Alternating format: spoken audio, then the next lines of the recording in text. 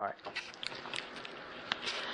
1991 ECU Pirates, the We Believe year, the Peach Bowl, playing NC State in the Peach Bowl. Nobody ever thought it, but it finally come down to the Peach Bowl against arch rival NC State.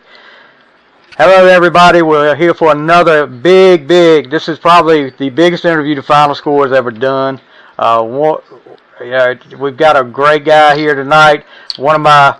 Everybody knows I'm a big ECU football fan. Followed them since '83, and this guy was a big part of the 1991 Peach Bowl championship team.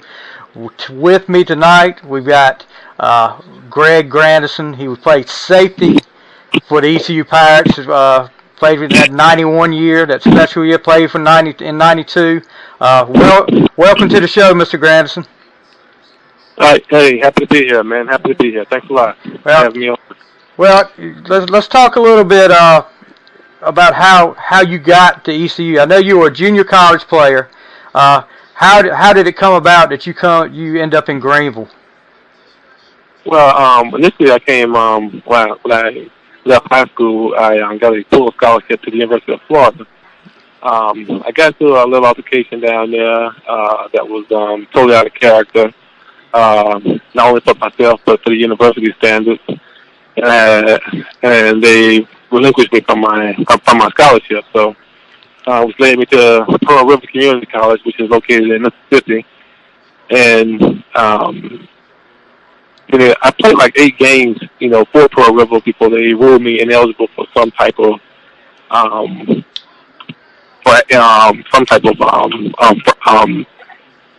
NCAA like encroachment or something like that. Right. So, but in the process, I was able to put together a nice resume for them, which led Bill Lewis to come down, and he made me definitely a priority for the Pirates. And after doing my research and seeing what kind of schedule they had, I thought it was a schedule that was pretty good. I mean, it was one that was very competitive. So I chose to, go with Bill Lewis, and to East Carolina, after being that Robert Jones going to be there, Chris Hall, Jerry Dillon, Jeff Blake was the quarterback. Right. He's a Florida guy too as well. So they have a nice mixture of Florida guys on the team too, as well. So, but that's what got me to East Carolina though. And you stepped right in and didn't miss a beat. I mean, you look at the stats that you had over your 2 years at ECU. You had 11 interceptions, 228 yards, and you had a big touchdown that you took back. And we'll talk about that later on when we talk about this '91 season. All right, let's get right into that '91 season. A lot of talent on that team, a lot of talent, but people still didn't. I don't think people really thought ECU was going to be the powerhouse that they were that year. I remember, they may be like a little bit above 500 team, but I don't think anybody expected 11-1 there. Right. I think coming out of fall practice, Coach Lewis kind of gave us a sense that we could do something special for that year, '91. So going to that first game against Illinois, though, I think that we were kind of tight. Yeah. And I think once they took that game away from us, the officials, that kind of made us really believe in what Coach Lewis was saying, and so we held on to what Coach Lewis was saying throughout. Take it one game at a time. One play at a time, no matter what. And it just steamrolled from there. I mean, it was something beyond our imagination, though, to be honest with you. Yeah, that first game was kind of a sign of things to come. You were down in the third quarter, 38-10, then come back and cut it to 38-31, and like you said, some little controversy. The officials getting in at the end and kind of takes the game away from you. I do remember that. I remember, listening to it on the radio, and gosh, to come all the way back in the third quarter like that and get it took away. What was the feeling like on the sidelines when you're down 38-10 in the third quarter? Well, I mean, Coach Lewis again. I mean, he was strong-minded coach, man, that just made us believe, no matter what, hey, just keep playing defense. You got to get better defense. Let's let's get some stops going. Yeah, make a stop. And right, making stops. I mean, and one play after another, and before you know it, a couple of big plays offensively, and we were right back in the game. Yeah, again with that controversial call in the end, we about would have pulled that out. Yeah, you could have tied it or even took the lead with a 2-point conversion, because I know y'all were real. The offense was really good about going for two, and we'll get to that later on in another game. But with that offense you had, like you said, the offense gets a lot of credit, but the defense was stacked too. With you and you had Robert Jones, and like you said, Chris Hall, Jerry Dillon. Y'all were pretty stacked there. Right. But you come into week 2 and you're facing a Memphis State team that had just beat USC, and USC was ranked 16th at the time. So you go in there and get a win there. That had to kind of build momentum there, because you're not sure how Memphis State's going to be, if it was just a fluke that they beat USC. But y'all get the win 20-13 at Ficklin. Right. The Memphis State game was probably my most complete game. That's when I won Independence Conference Player of the Year, or whatever the title was back then. But I finished up with like 12 or 13 tackles. It was by far the most complete game that I played at East Carolina. Again, it was a defensive effort. Oh yeah, you held it. We basically ran the ball down the throat offensively, and defensively we just made stops. We weren't going. We kind of took the momentum from the Illinois loss into Memphis, and there was no way that Memphis was going to come out victorious in that game. So we just played tough defense. You talked about Coach Lewis. How was it playing for that guy? I just imagine, you talk about how he kept y'all up on the sideline, just make a stop, I believe, and y'all got to believe. I'm sure he was a great motivator. Oh yeah, definitely. I think Coach Lewis had a nice self-control. Never really saw the guy angry. No. Never saw Coach upset. Always had a composure about himself. Even when you made a mistake, he'd come over and say, "Hey, look, you got to make a play for me, man." That play's behind us. So I'm thinking in terms of, you making a play going forward for us. But, we need you. Keep your head in the game. So he always, he always had that calming effect, defensively, for us, always make them hike the ball again. Make them hike the ball. Do not give us a big play, but make them hike it again. And that was our motto in a sense defensively. You may, gain 5 and 6 yards, but the object was for you to hike it again, and then go somebody on the defense to make a play. That's usually what happens. All right. Well, definitely, like you said, I've never, just watching the game, so I've never saw him lose his cool on the sidelines. Even like in the Peach Bowl game when y'all went down, he seemed always calm, cool, and collected. And let's see. Let's go to Central Florida. You get a big win over Central Florida, 47-25, and then it's South Carolina coming to Ficklin, and y'all give ECU the first ever win against South Carolina, 31-20. I remember after that game, they tore the goalpost down, a big win at Ficklin, and I think that's when people really started to say, okay, I think ECU's got something here. Yeah, the South Carolina game to me was the most crucial game on the schedule from a team perspective, because like you alluded to, they'd never beaten South Carolina. Right. And that was a thing where some of us who were former players at other colleges came in and was like, who the heck is South Carolina? And so we kind of took it upon ourselves, to make sure that the seniors to break that losing tradition against them and so forth. And we played with nothing to lose against South Carolina. Robert Jones set the tempo with a couple of vicious hits, and from then on, it was just total chaos defensively for South Carolina. So you get Akron the next week at Ficklin. You beat them 56-20, and then one of the next 2 games were really key in this season. To me, it was at Syracuse at the Carrier Dome in New York. You're down again.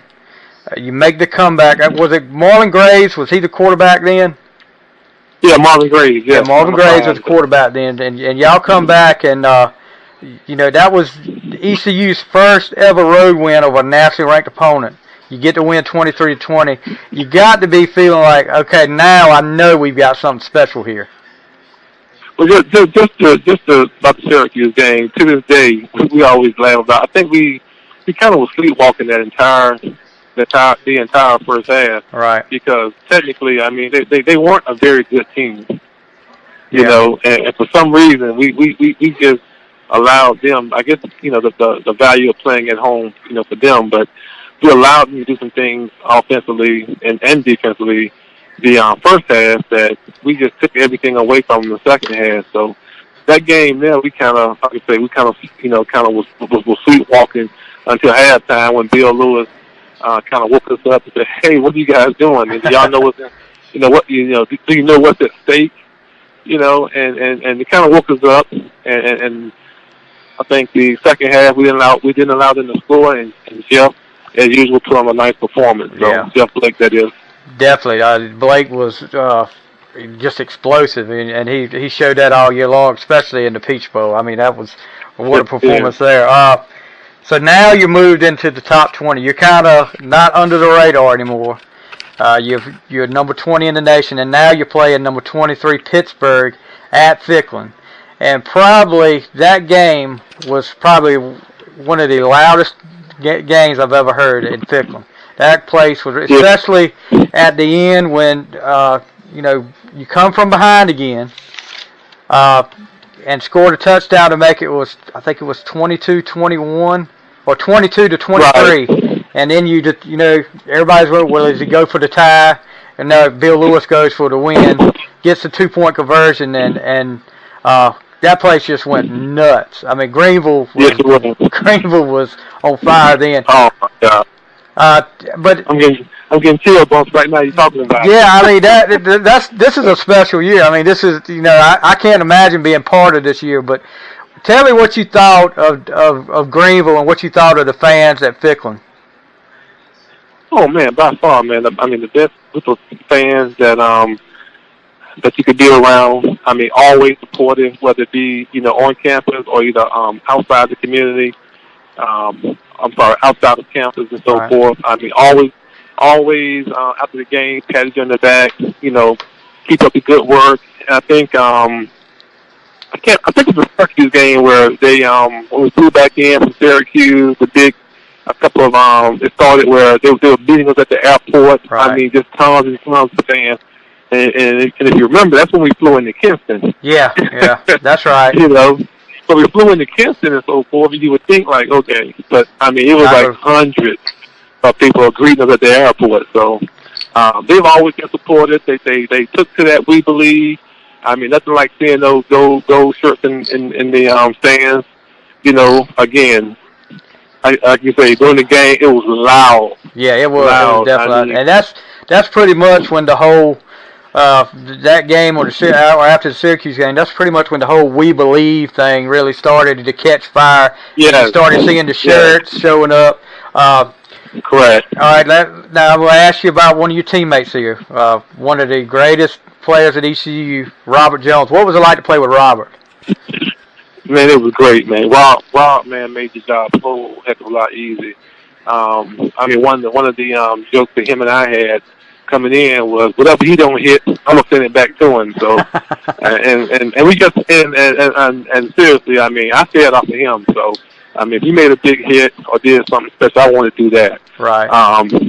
Rob and Chris Hall, with no doubt, and Greg Gardell was the creative mind for our defense. I mean, Greg Gardell set the tempo for the defensive lineman. Rob put the defense in a position, man, always, to be in position to attack the offense.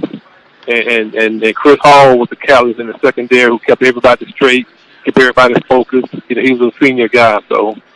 But Rob, man, he definitely set the tempo through his work ethic, hitting, and just overall, man, just keeping everybody focused on the task at hand. Right. He ends up having a great NFL career, wins a couple of Super Bowls Yes, he did. with the Cowboys. Unfortunately, I'm not a Cowboys fan, but you had to pull for him in the Super Bowl since he was an ECU guy. Oh, no doubt. No doubt. No doubt about that. So now you're getting in kind of after the Pittsburgh game, you're getting kind of a trap game against Tulane, which y'all handled pretty well. Y'all win 38-28. And then the big rivalry, the kind of a rivalry game that ECU always has, Southern Miss, and you can't ever tell what Southern Miss is going to do. It's always, but y'all take care of business. Y'all win 48-20 there, and now you're up to you're ranked 14th in the nation, and you're going to Virginia Tech. Virginia Tech's not ranked, but still, Virginia Tech with Frank Beamer's always got a good squad. So. But this is probably one of your, like you said, the most complete game you had was the Memphis State game. But this game right here had a big highlight for you because you probably won this game for the team. You clinched it at least for the team here with a big 95-yard interception return that ended up being the difference in the game, 24-17. So that had to be a great feeling. Oh yeah, by far. I mean, now to your point. It was by far one of the toughest games he played, too. Right. If you recall, I mean, Virginia Tech was pretty much running the ball down our throat. Yeah. But they couldn't. But the thing is, they couldn't score. It was like a bend but don't break defense that day. Right. And so, I would never forget. I mean, going to halftime, coach just kept saying, "Man, look, make a play. You got to make a play." And if you recall, prior to my interception, I had just got like a 15-yard penalty for slamming some guy out of bounds. Because defensively they had us frustrated. Right. And but again, Coach Lewis on the sideline. Look, you owe me. You got to make a play. It was a timeout after that. Hey man, look, you got to do something, man. Make a play. And lo and behold, they ran. Doubles to the left and tried to swing the tight end underneath the double on a clear out. I just jumped the route because we were in man coverage. So, but like I said, I mean, it was by far one of the toughest games, one of the most exhilarating game afterwards and so forth. Right. Because everything that Bill Lewis was talking about, you can see now slowly manifesting. Now, like man, we actually can go. I mean, we're 9-1, 10-1, okay, 11-1. So I mean, everything that he was saying at the beginning of fall practice now is like coming all together now, and here it is. With this victory right here. So right. Then you go after that. You go to Cincinnati. The last regular season game of the year. You're ranked 13th. Then y'all win that 30-19. So after that. I can remember because it reminded me of a little bit was the '83 team that went 8-3 and lost to like 3 Florida teams, the Miami, Florida, Florida State, and University of Florida, and they lost by I think it was 11 points combined to 3 teams, and they end up not making a bowl game. And my concern that year was it's not, of course it wasn't like it is now with all the tie-ins, but ECU was independent back then. I said, well, with a team like this, the first thing that worried me was they're not going to get the respect they deserve. They're not going to get a New Year's Day or a New Year's Eve game, and that team is good enough to play on New Year's Day or New Year's Eve. And I know y'all probably felt that. Did y'all have any concerns like that?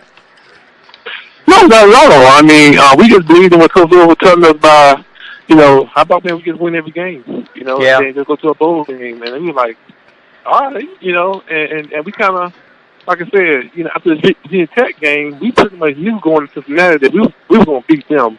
It's just a matter of where do we want to play or who would allow us to play. Because I think after the Virginia Tech game, when we got the Peach Bowl invite, I want to say. Right, and when y'all correctly, what was the reaction when y'all found out it was going to be NC State? Oh man, we could have been a better opponent. Could not have been a better opponent. You know, it definitely couldn't be. I was really shocked that they put that together, but I was happy about it. Right. I mean, we're both an hour apart from each other. Right. You know, they've always tried to look down upon us and so forth. And this is me 1 year into the program and just being out and about in Raleigh. How they would see us out in our East Carolina stuff, and I mean, it was. I mean, they would snub their noses up like, "Oh man, get out of here." Well, I still have the game on. I got it on DVD now, and just listening to the intro when they talk back and forth between the ECU players and the state players. Just hearing some of the state players talk, you can tell that they have no respect for y'all, and they just think they're going to come out there and they're just going to roll all over y'all. Right.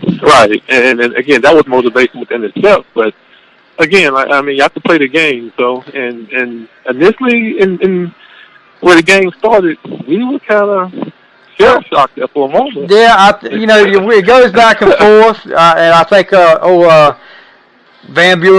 Cedric Van Buren gets the first touchdown, or he gets the one that puts you ahead at the half. It's 17-14 at the half, and I can remember, just being on pins and needles, going back and forth. But then in the third quarter, State just goes off. They score 20 straight points, and it's 34-17.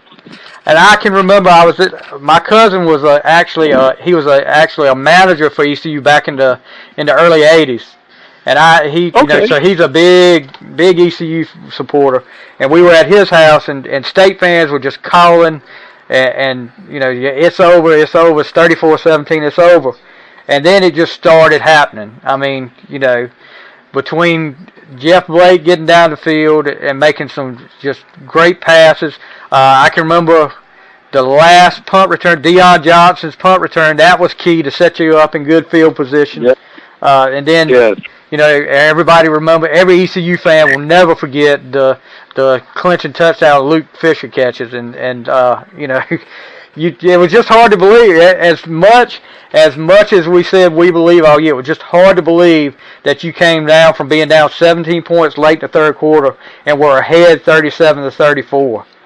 I mean, well, again, it just shows you how explosive our offense was, and we kind of knew. From a defensive point of view, how good our offense were, because we went against them, all fall practice and so forth. So again, our job was literally to get the ball back to the offense at all costs. And so everybody, like I said, everybody talks about the offense, but y'all defense had to make stops after that 34-17, and y'all came up with some stops. I mean, but. Get the ball back for them. So nobody really takes their hats off to the defense that much, but y'all definitely had to make, because after that third quarter, I think they didn't. The only time they got close to scoring was at the end when they tried to kick the field goal to tie it, which I thought, Correct.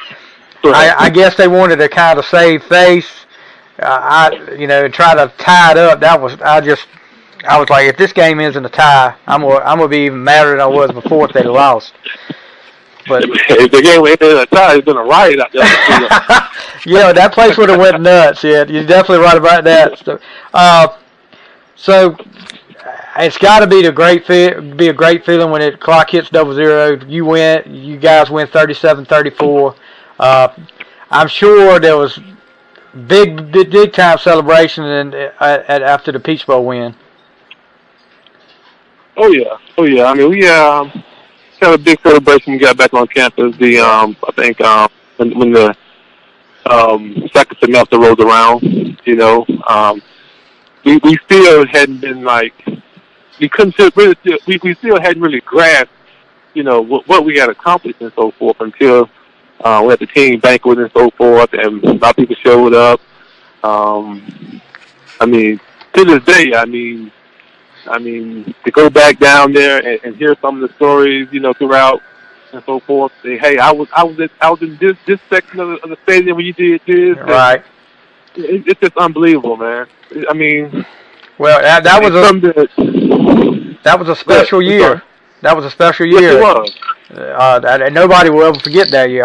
That's why nobody will ever forget it. You're right. Yeah, well, that's why when I approached you on Facebook about it, I said, well, I'm gonna just send him a message, see if he'd be willing to talk about his career at ECU, and then. But I can remember where I was when that happened. It was just great. I'm sure if you're like me, I played a little high school football, and my wife tells me you can't remember what I tell you to get from the grocery store today, but you can tell me what happened 20-some years ago in a football game. How is that right? And I'm sure you're the same way. Yes. I mean, it's almost just like, I mean, to this day, I find myself,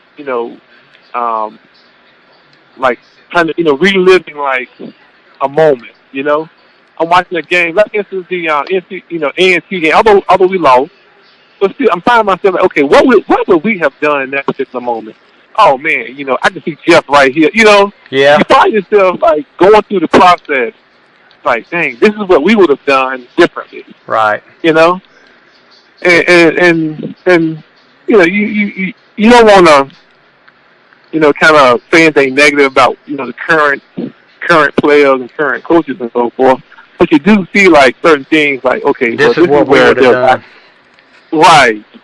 You can't be always evaluating from that standpoint. Well, after the season over, and this was a sad thing, and I don't know how y'all felt it. This is what I want to. Coach Lewis ends up leaving.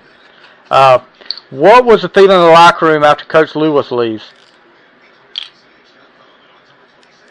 I think a lot of people were devastated. You there? Hello?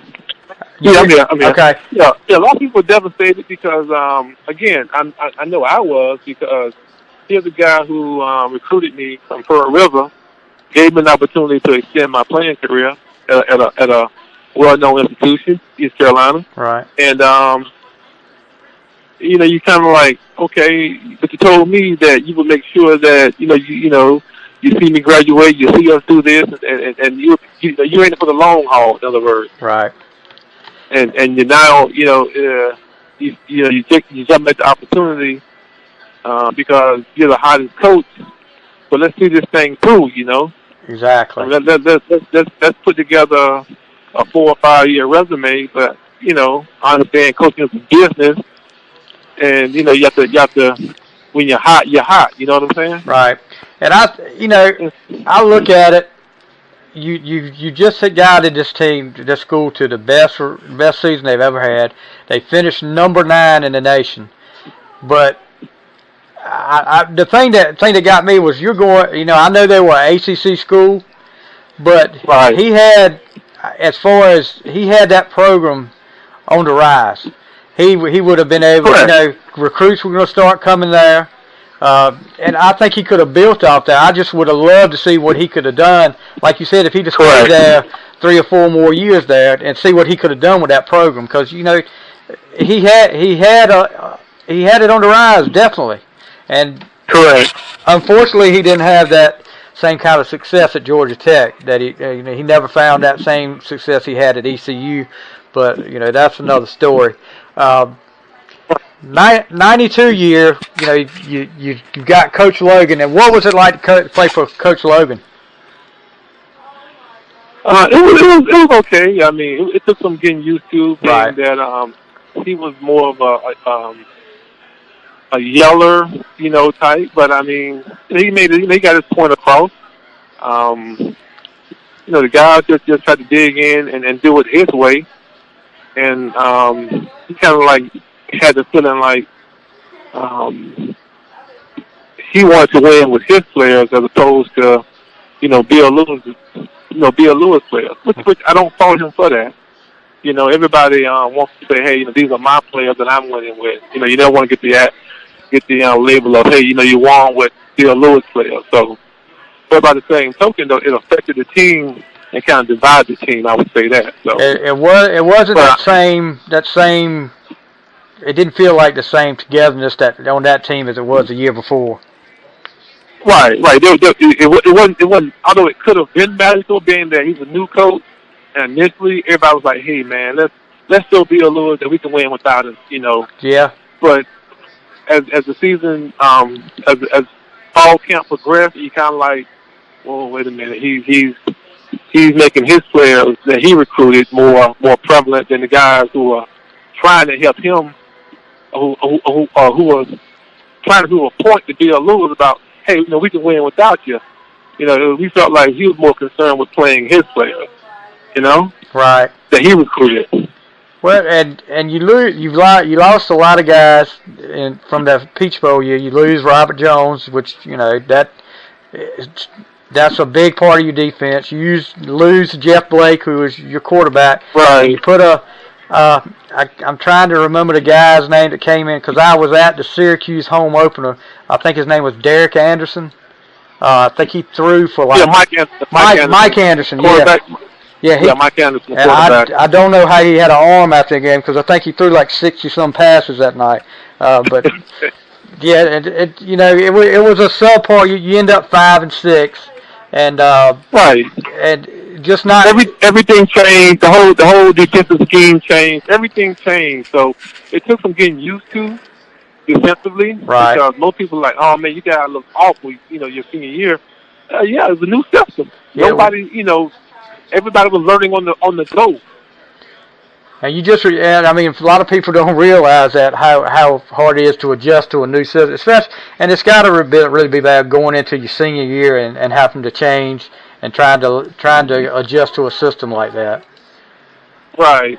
But it was difficult. But guys went out and played their best. And did what they had to do. But at the end result, you kind of like man. And I know I'm probably getting ahead. But I think what broke my senior year was the loss to Bowling Green. We, to this day, we're still in shock of that loss. Yeah. Because y'all were coming out. You had the first game against Syracuse. They were ranked number 10 in the nation. You had Quadri Ismail. I just remember the first play of that game. I'm sitting there watching. The crowd is pumped up, and the first play of the game, I see Quadri Ismail go in motion. And they throw a little swing pass, and he takes off. And I don't know how fast he was on the field, but I know how fast he looked from the stands, and he was gone. Right. But then y'all rebound from that. Y'all get 2 straight wins over Virginia Tech and South Carolina, and it looks like okay, we're back on track. We're ready to roll. Yeah, it's you're back on track. But then Bowling Green, like you said, the Bowling Green game. I think nobody expected y'all to lose that game, and you lose 34-44. And that we didn't have a clue that game, Steve. We had no clue defensively on how to stop Bowling Green, and that was by far, again, I'm still in shock right now. I don't even know how to even explain it to you. Yeah. And that just sets off, you go to Wallace Wade Stadium, play Duke, which was kind of rare back then for ECU to be playing an ACC team, unless like the Peach Bowl win. That was the first time in a while. But you get a game at Duke and you lose 45-14.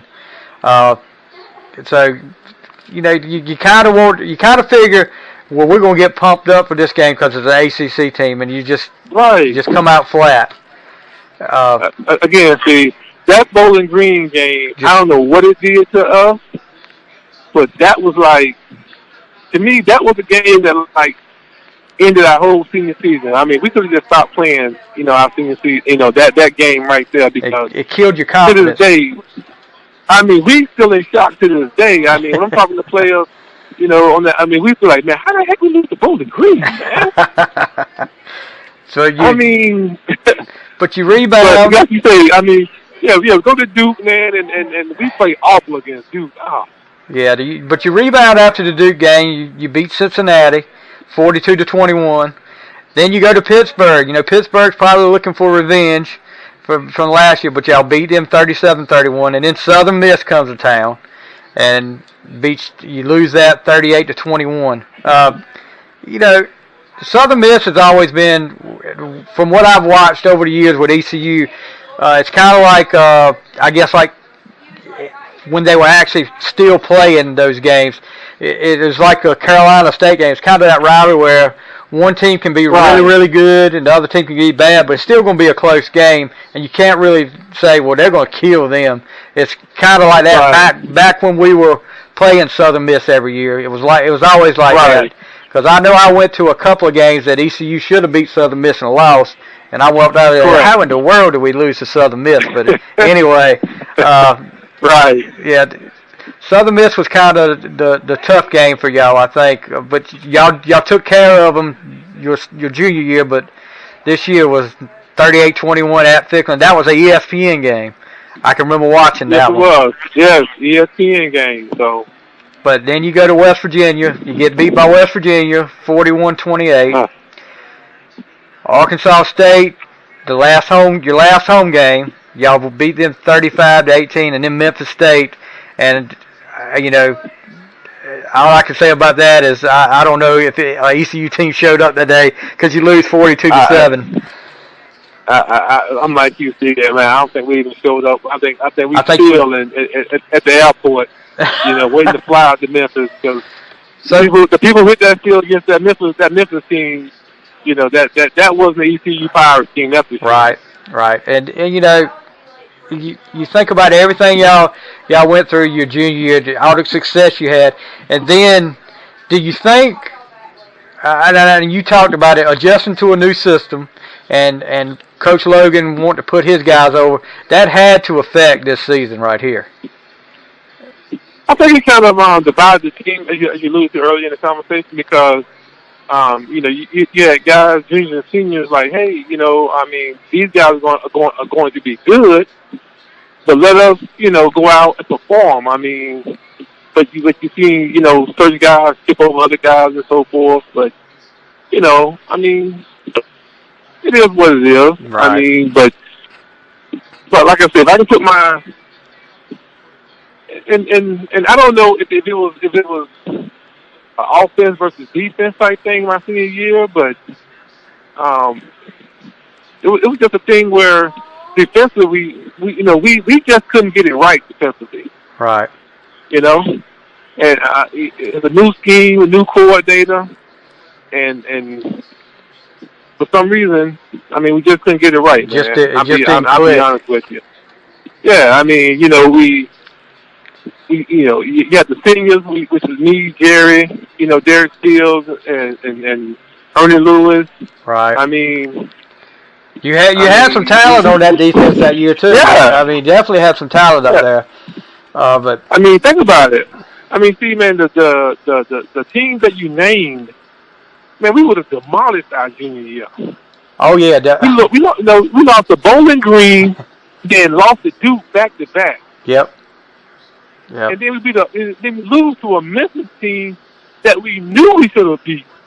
But to this day, Memphis still running up and down the field on us. Yep, they did. And I'm looking at the 92 schedule. The Syracuse game was kind of a toss-up. But the Bowling Green game, the Duke game, Southern Miss, I can't remember how good West Virginia was then, but, a lot of these games were close, but the ECU team should have, I think you could have pulled these off.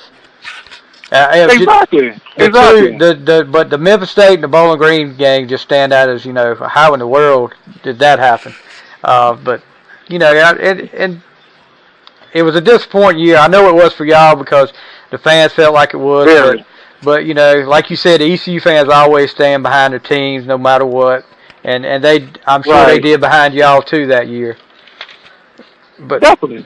They show a lot of class and support, and still trying to make us believe, but it was a tough season. My senior year. So again, like I said, man, we couldn't stop anybody defensively my senior year. Yeah, you can tell, and there was some high scoring games that year too. You're just looking at it.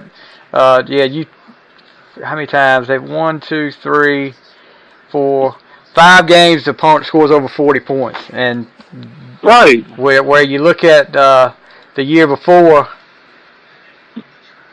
nobody ever scored over 40 points against y'all that year. The closest was Illinois scoring 38 on you, and they barely got over 30 points. The only other game that got over 30 points was the Peach Bowl game. So it's a big difference there. Big difference. Right. Again, to sit amongst us, some of the players, I mean, we're still talking like again. I know you tell me here. I know you tell me saying about the Bowling Green, but no, but if you were to listen to, some of us, man, you'd be like, man, this Bowling Green game, man. See, I'm telling you, that was the most difficult game to like walk out of a locker room like, man, what the hell just happened? I mean. I'm sure. I mean, it probably made you wonder, well, what in the world are we doing? And I mean, it's hard to recover from a game like that. You know, and the Duke game showed that because you know you give up 44 against Bowling Green and 45 against Duke. But let's talk about how often now do you get back to Greenville? I know you're up in the Virginia area, so how often do you get back to Greenville now? I'm only 2 hours away. I'm in Chester, Virginia, which is right outside, which is south of Richmond. So I'm normally I make it about maybe 2, maybe 3 games a year. So I'm always supportive. I'm always flashing the ECU signs or wearing my ECU gear around these Tech fans up here. So, oh yeah, I'm sure you run into some Tech fans. Yes. So. I'm always representing East Carolina, man, to the fullest, no matter what. Well, that's great to hear. Were you at the Carolina game this past week? Unfortunately, I didn't make it down, but I got 2 games definitely in mind that I wanna attend. That's for sure. Yeah. You know, one being that Houston game. So. Yeah, Houston looks like they're going to be tough this year. That should be an interesting game there. I hope we can build off this momentum against Carolina and you know, of course, with the weather being, have you heard any backlash from ECU canceling the game against Virginia Tech this weekend? Not really. I mean, I think everybody right now is more concerned about what's going on in the Carolinas with this storm. So yeah, well, I know there was. I don't know if you saw it or not, but there was a the tweet from the Virginia Tech. Their Twitter account that shortly after ECU canceled the game, it said Hokies are weatherproof, and it was shortly after ECU canceled the game. It said Hokies are weatherproof, which has now been deleted. But kind of taking a shot there, and a lot of ECU fans were not happy about it. Just telling them to stay classy and stuff like that, which I was one of them. You don't play around with something like this. You don't know what the storm might do, and it might not do anything here. But I know they're learning from past experiences. They're already headed down to Florida for the UCF game, so I just think it's kind of petty to do that. Anyway, exactly. I think football is one thing, but fooling with Mother Nature is another thing. So we have to definitely take safety and security in mind when something like this happens. So that's most important, Have y'all had any kind of anniversary thing with the '91 team? Oh, we had a 25-year anniversary. 2016. Yeah, and Robert and the guys showed up and so forth. Unfortunately, I wasn't able to make it. I was dealing with a family crisis. Right. But they kept me. They definitely kept me in the loop, and so forth. So that was a great thing. So. Oh yeah, that it's definitely one of those years you never forget. I wish I could see more video of it. You look for it on YouTube. You figure you find. I think I found the Illinois game. I've watched that. Of course, the Peach Bowl game, but you can't really. Right. I found a few of the Coach Lewis shows from that year, and but I would love to see that Virginia Tech game though. That, like you said, that was. Oh man. That was probably the toughest game of the year for y'all. But right. I'm not going to take up any more of your time. I just want to tell you how much I appreciate you doing it. What a honor it is for me to be able to talk to you. When I tell people, guys that are Pirate fans, as soon as you agreed to do this, I was like, you're not going to believe this, but I got an interview with Greg Grandison. And they were like, do what? They were like, you better jump all over that and make sure he keeps and does it for you. I was like, yeah, I'm definitely going to make sure I get it done. Right. Definitely, anytime you can talk to somebody like you or anyone from that 91 team, or, it's a great honor. I just want to tell you how much I appreciate you taking your time to do this. Man, thank you, man. Thank you, man. But My pleasure. And like I said, if you need anything, man, you want, anything, just call me. Need any former other players' phone numbers or something like that, man, just hit me up, man. I'll be more than happy to take care of you. All right, buddy. Well, I appreciate it. Like I said, everybody, Greg Grandison from the 91 ECU team, thank you again, sir. You have a great night. You bet, Steve. Thanks a lot, man, for having me on. I appreciate it. Yes, sir. Bye-bye. All right. Good night.